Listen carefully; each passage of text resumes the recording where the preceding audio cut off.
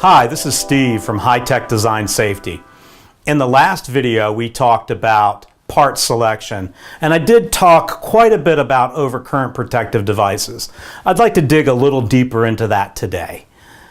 Critical to your product is the main power coming in, and then the main overcurrent device and how that functions, and then all of the rest of the overcurrent protection on all the other parts and conductors within your equipment. So imagine you have a big piece of equipment. We've got a main power cable coming in. It's going to terminate at the top of an overcurrent protective device, which is typically also a main disconnecting device. So you'll have a large circuit breaker, and it'll have a handle, a rotating handle or a pull-down handle that can act as the disconnecting device. You'll need to be sure that this breaker is a UL489 overcurrent protective device. It's a branch-rated device because we're bringing power into your equipment and distributing it through the equipment. It's almost like we're distributing power within a building, but we're actually just distributing it within your equipment.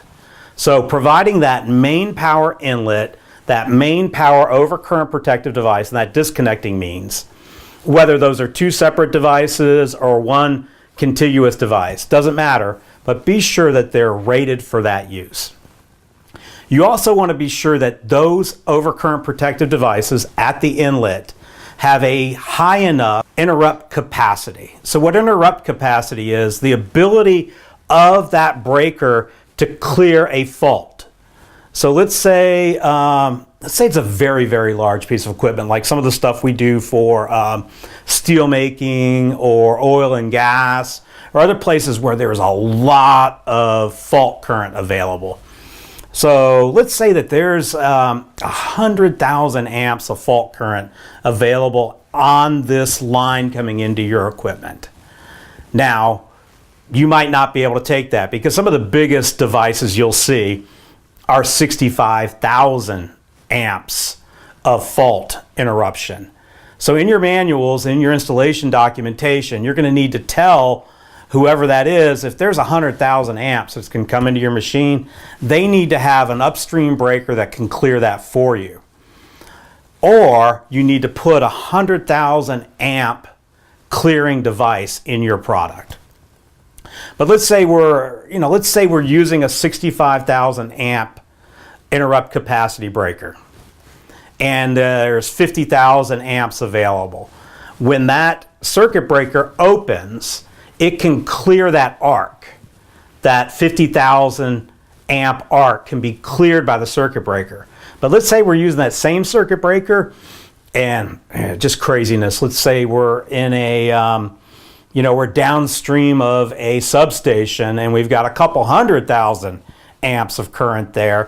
When the breaker goes to clear and it's rated at 65,000, when it opens, it's not going to be able to extinguish that arc.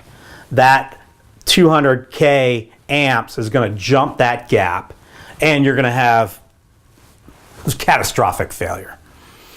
Now, those are big numbers because I was using those because they're very illustrative and exciting. But in most industrial settings, let's say semiconductor industry for sure, you need to have the ability to clear 10,000 amps of interruption current. Total of current coming in, it needs to be able to interrupt that 10,000 amps. So more about overcurrent protection.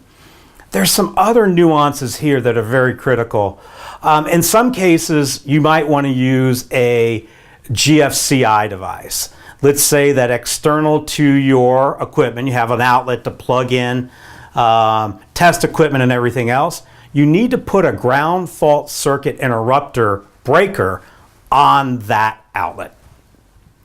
If your equipment is in a wet location where people, there's going to be a lot of water around, there's going to be water on the ground, there might be water on the people, there might be water on the equipment, you need to use a ground fault circuit interrupter for those circuits. In some cases, you might choose to make your main overcurrent protective device a GFCI device. Or for the Japanese market and other markets, it might be also called an earth leakage breaker, an ELB type breaker. We can help you determine which of those you need. And then when you're protecting different devices, you need to determine what the device is and how it should be protected. So most of your normal circuits in your equipment can use a UL 489 breaker, or a further downstream, if you're only protecting one device, you can use a UL 1077 breaker. But let's say you're protecting something odd or weird or different, let's say, well, not odd or weird or different, but heating circuits. We see a lot of times where the insulation in the heating circuit can break down and can cause electrical shock. We recommend using a GFCI there as well. Let's say you've got something that's mixing liquid, or it's a heated chemical bath, or even heated water baths. Still, again, we recommend the GFCI device. A lot of times I also get questions about using fuses. Fuses are great. However, there's more burden on the end user, and there's also more documentation burden on you, the manufacturer. If you're using fuses, you need to put a label next to the fuse saying what kind of fuse it is, what the current rating is, what type of fuse, all the data you need. And you'll also have to include that in your manuals and your parts list. And if it goes out, then somebody's got to go get that fuse unless you supply it with a kit with the equipment as a spare. So those become more difficult, but I get it. Sometimes smaller, compact, or lower cost of goods products, fuses make perfect sense. So when you're selecting your overcurrent protective devices, we want to look at what the downstream device is and how much current's upstream. We want to select it so that the equipment can be UL listed, or it could be CE marked. And we want to have all of these breakers and all coordinate with each other so that we don't end up with a fault downstream that causes a fire or an electrocution or any kind of disaster in your equipment. Selecting these devices in such a way that they meet code and meet standards and allow your equipment to be UL listed, CE marked, and globally accepted is a big part of what we help you do when you work with HTDS. Thanks again for watching the video. We'll have more videos next week. Look forward to seeing you then. Call us if you need anything. Have a great day. If you're looking to get your hardware product certified, UL listed, and CE marked, then please like and subscribe below so you can get this information every time we post a new video.